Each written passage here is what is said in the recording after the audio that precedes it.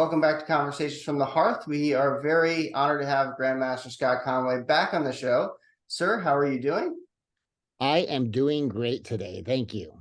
It's great to see you.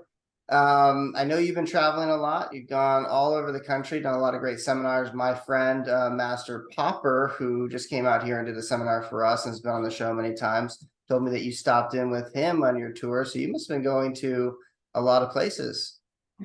Yep, and I loved his place. Awesome dojo, awesome kids. I had a lot of fun teaching there too. Yeah, he's got a great group over there, and he's just an awesome individual. So that's cool. Are you continuing to travel these days? I do have a lot of other business I'm doing that's taking me to Phoenix and Las Vegas and San Diego and St. Louis, but my road trip time is mostly done for the time being. Gotcha. Now, I know you were sort of transitioning over into law. Is that still the path? Because I know you've been a martial artist your whole life and you had a martial arts school in the past and stuff. Yeah, well, and I've also been a lawyer most of the time. I became a lawyer in 1992. I think I got licensed. Oh, wow. Okay. So I've been doing law for a while. I've been my framing of law, having already been an experienced martial artist, let me learn law in that context. And being a lawyer affected how I then taught martial arts and kind of what we built into our curriculum, which is part of what I'll be teaching when I'm down doing a seminar for you guys next week. Well, that really makes a lot of things come together, because in our correspondence going back and forth, you were talking about how you want to teach, protection techniques, but also the law behind it. And now that I know you're a lawyer and you've been doing that work for a long time, you're the perfect person to give that insight. And of course, it's a very valuable thing to know, because we could end up defending ourselves and then go into jail because we didn't do it in the right way. And I'm curious to learn more about that, because I'm sort of a layman on that. Yeah, well, I can give you a really short, like my aha while I was in law school. Yeah. Because the seminal case on protection of others is a New York case where this gentleman comes walking around a corner and he sees two guys have jumped one of the neighbor boys. And he jumps into the fray. He grabs one guy and he slugs them, puts the other guy up and shoves him back, and then finds out they're police officers. And they're arresting this kid. Well, the police testified at his trial that he had no way to know we were cops. We were plain clothes. We didn't identify ourselves to him because we didn't even see him until he was in the middle of the fight with us. And the court determined that, yes, even though he did it with the best of intentions, and even though he had no way to know, the law of defense of others flows from someone's right to defend themselves. And you have no more right to defend a person than that person has to defend themselves. And since the young man had no right to defend himself against a lawful arrest, no one has a right to defend the young man. Wow.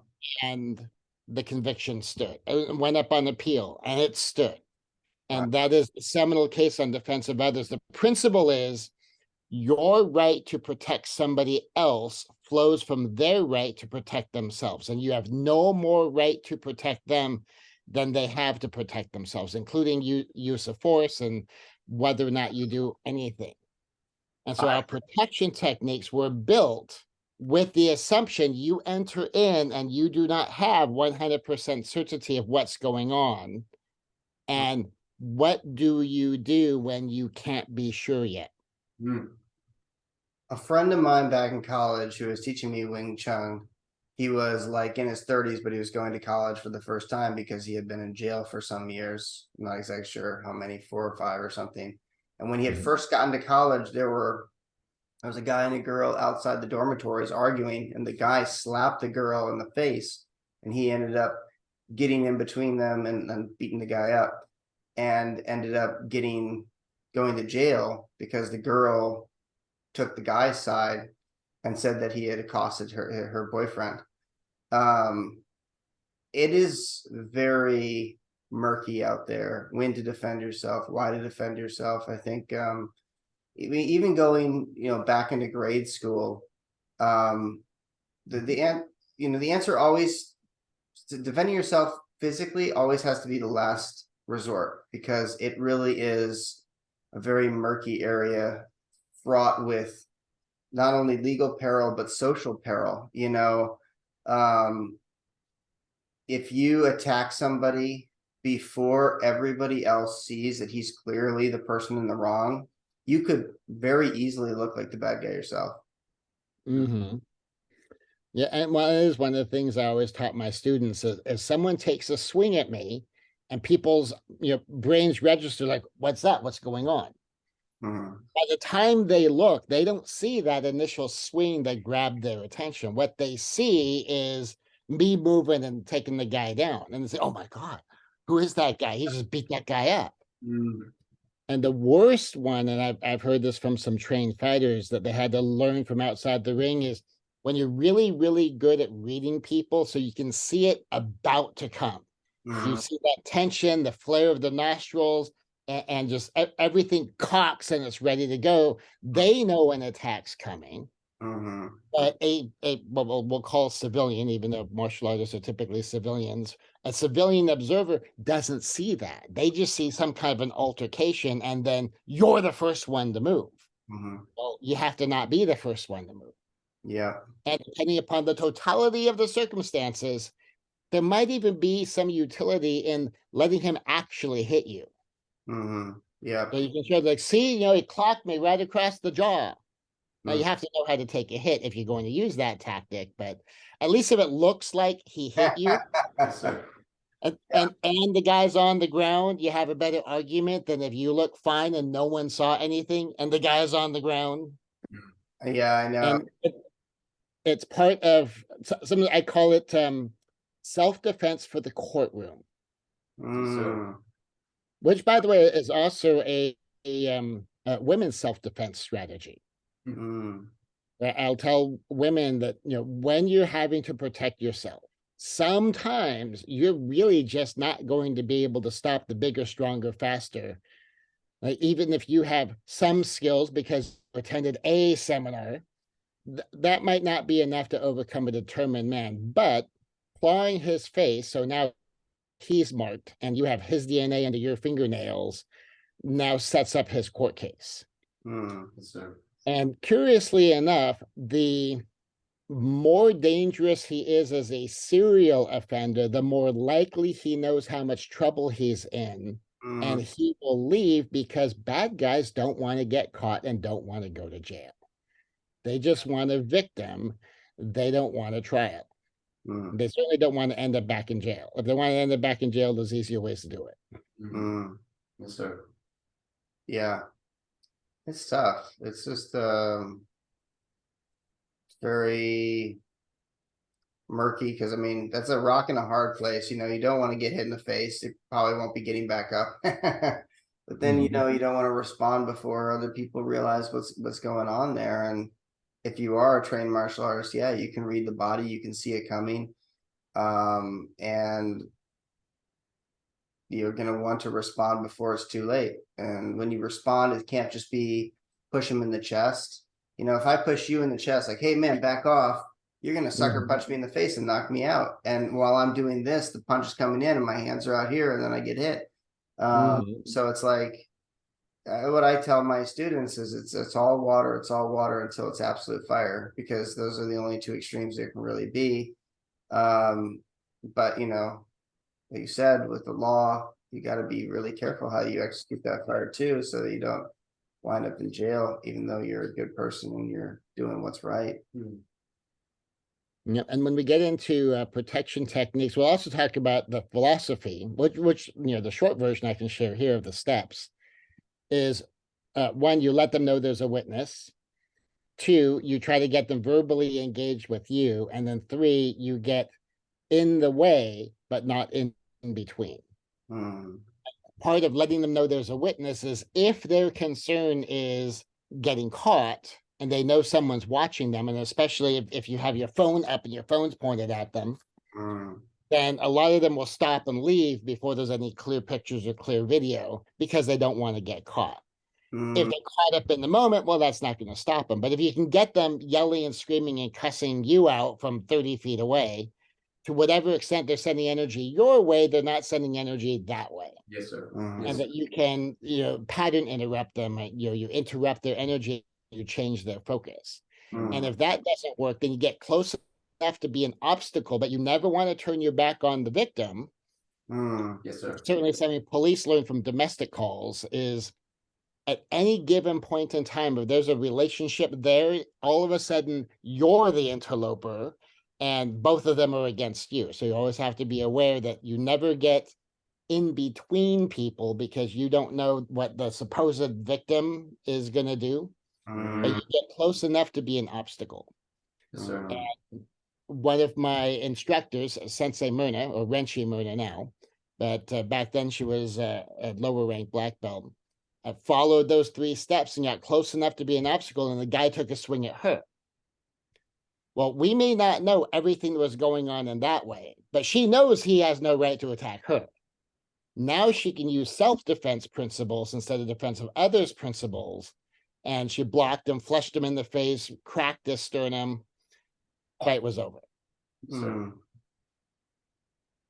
Sir, I'm curious about and maybe this is like a very large topic. I just don't know. The laws for people under 18, or like we have students in elementary school, middle school, high school. And as Grandmaster was saying, people get into schoolyard scuffles and kids get hurt in those scuffles from time to time.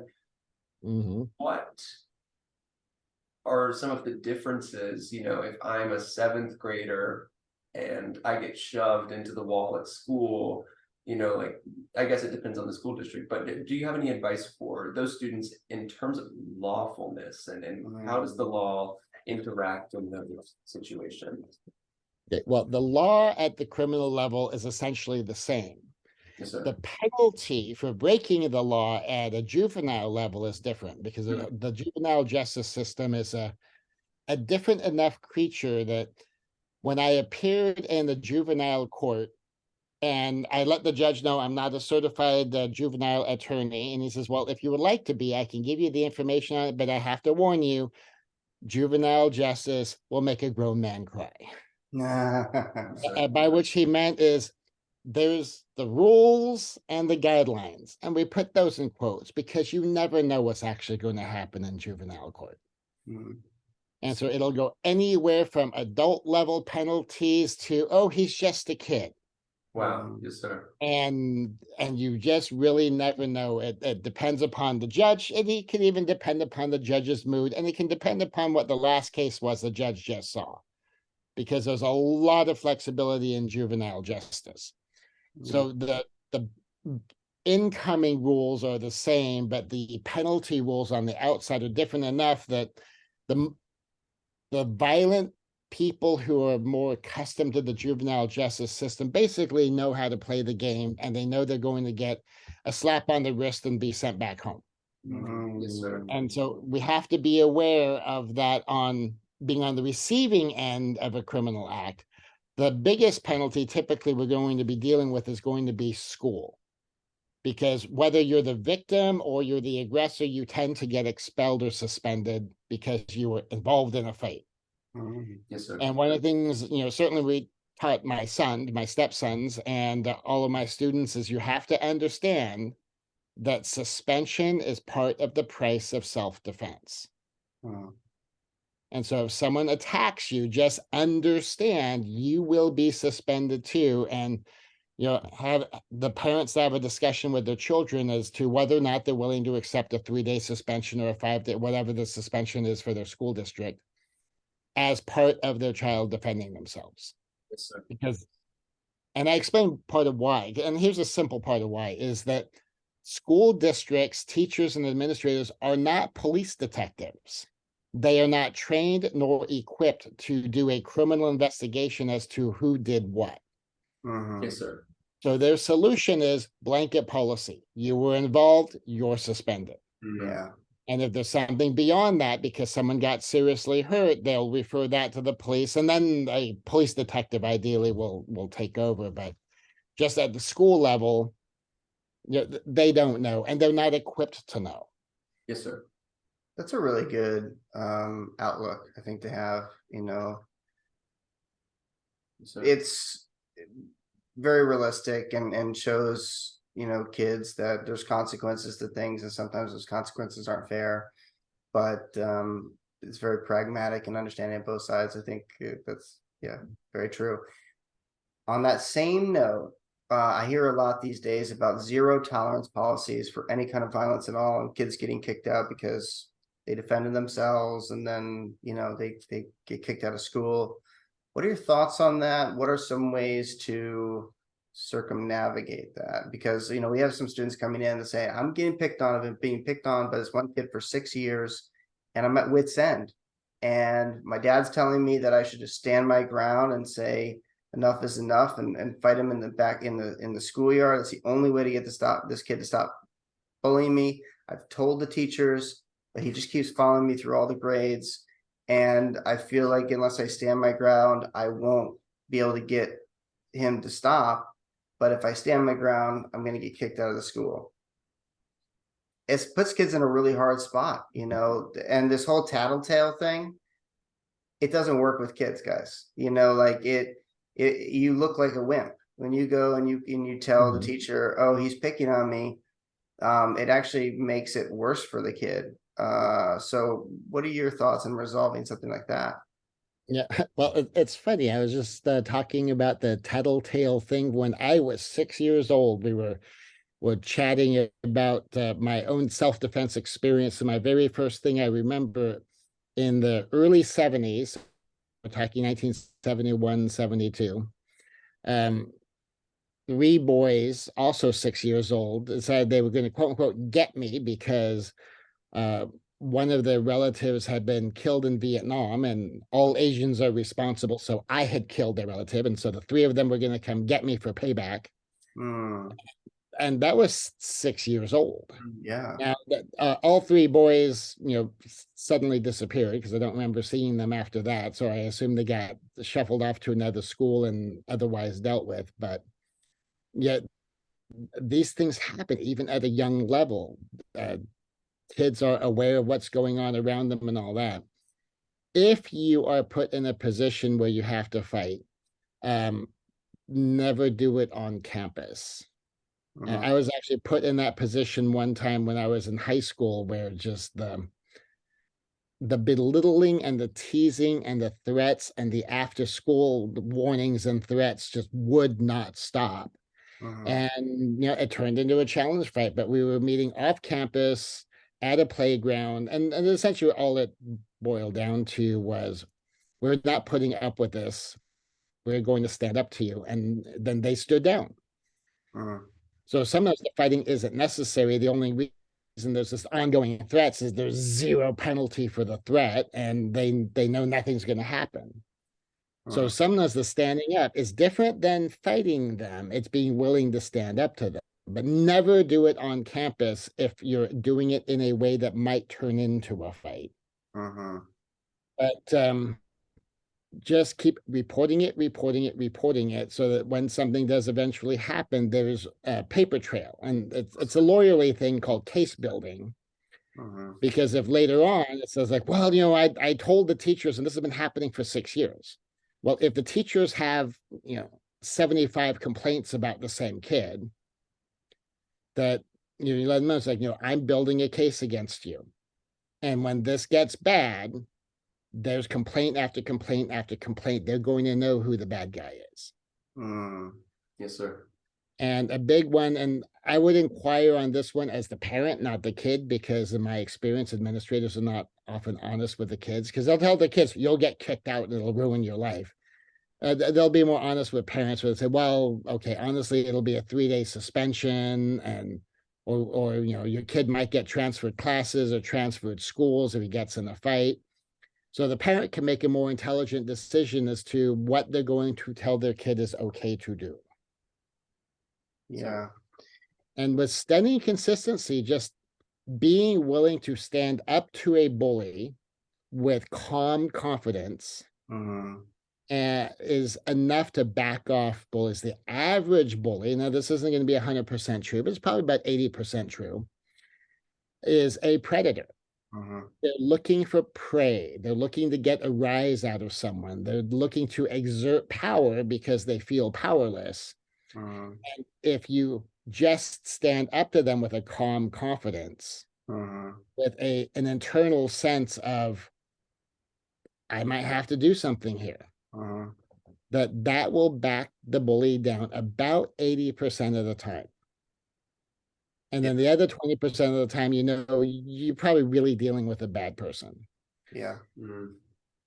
Well, I And think then there's also techniques that's part of our basic techniques of learning how to do chat cover, learning how to control the space. We're talking with the hands, learning how to back someone off with a sternal notch pushback. So you're not doing anything at a level that could result in your suspension, but it puts the bully on notice.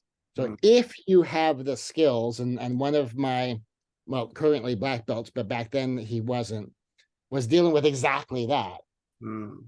And as the bully was like teasing him and like pushing him, he went to the chat cover so that his hands are up. It's Mm. a fighting stance, but it doesn't look like a fighting stance. He's Mm. controlling the space by talking with his hands. And Mhm. so when you're occupying the space as you talk, he can't get right in your face. But Mhm. then when you push through, and he did a sternal notch pushback, which is the spot just above the bone, where you go in, angle down, angle back up. Yes, sir. Mm. And so there's that S move. And it backed the guy off, and he had stepped back and he was like, wait, what just happened? Mm. And he kind of cautiously came back in to reach out and grab him. He did what's called a key drop, which is another very relaxed move that doesn't look like you're doing anything. And it didn't dump him all the way to the ground, but it kind of like tilted his head down sideways hard. And he paused, like, I don't know what that was, but I'm going to leave this kid alone. Mm. Yes, sir. And we got more detailed because later on, the two of them actually became friends as the bully started showing more respect. He came back to apologize. Yeah. And I was going through a bunch of crap at home, and I'm sorry I took it out on you. And that's how come we found out more of the details on the bully side of the story, is because a relationship developed in the following year. Mhm. Yeah. But I there's techniques you can use that can control a situation if you have adequate skill with the techniques. You have to kind of learn it, practice it. Sure. Yes, Yeah. sir. Yes, sir. It sounds like those techniques you were teaching and the techniques that we hope you will pass on here at the school are very effective and were used for good in that situation. Yeah. I'm curious about your travels that you have been on. So you had mentioned you've been on the road for a while now. How long was this last, I guess, tour you were doing? It sounds like you visited Master Popper, but were you just all over the United States? Um, I was the path that I took, and I had a heck of a lot of fun. Yes, Because sir. I maintain an album on Facebook I call Dream Destinations. And I was living up in St. Louis. I was just about to sign a lease on a new place I was going to move into when my brother called me. My stepfather had recently died Hmm. and asked me to, if I could pop down to Texas for a few months if my work would give me the flexibility to do that, to help my mom out. Well, that was 2 years and change ago, and I'm still here. Yes, sir. Yes. But part of what that did is like, well, I can just leave all my stuff at my mom's house. It's piled up in her garage, and I'm not paying rent while I'm gone. So I took off for 5 months. Nice. Hmm. I left Texas. I headed up to St. Louis first because I had some work to do there. Popped into Chicago, taught at a school in the Chicago area.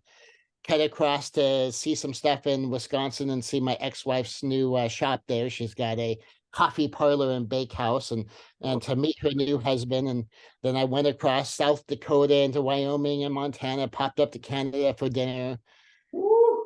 I cut down south through Utah because then I had some work to do in Phoenix. And so I did that in Phoenix. I went to all of the parks. I did Oh, Grand Canyon, Zion Canyon, Bryce Canyon, Arches, Canyonland. So like all over yes, sir. uh, Yes, sir. Utah, went through Death Valley, Yosemite, Sequoia, Kings Canyon, hung out in the Gold Country area of California for a couple of weeks, worked my way south, finally got to Hearst Castle, which is ridiculous because I lived in San Diego, a day trip away for 50 years. and had never made it to Hearst Castle until I'm living in Texas, which was hilarious. Yes, sir. And then cut across to Las Vegas because we had the Maya convention in Las Vegas, and then down to San Diego for a while. Worked my way back across the country because my mom needed some stuff done.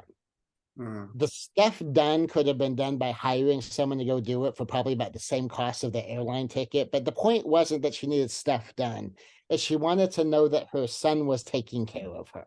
Yes, sir. Yes, sir. And so I took a week off of the road trip, went home, did that, completed my route, and then I did another route where I went back up to St. Louis for a wedding, and then I went back over to Wyoming and did Yellowstone in much more detail and Grand Tetons, and then I flew down to Cabo San Lucas from Salt Lake City and back.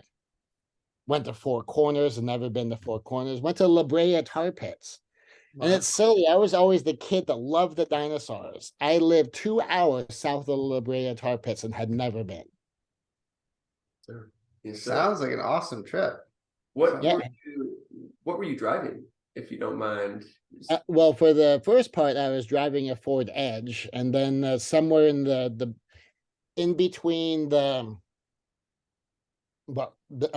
the wedding, I switched out and got a Hyundai Sonata Yes, sir. Yes, sir.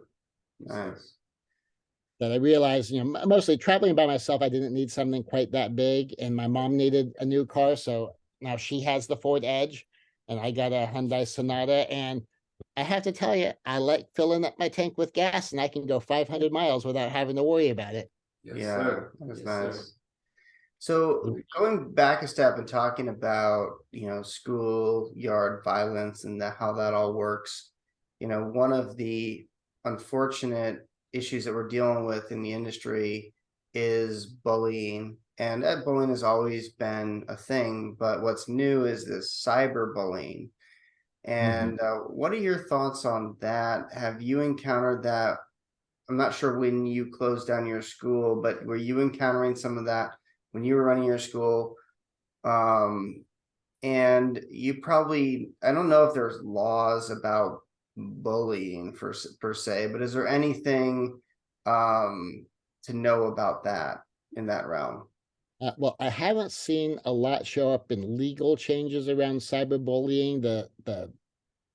The downside of cyberbullying is schools have very limited authority when it comes to cyberbullying, unless it's being done to school computers or from school computers, or it's being done from on campus. Mhm.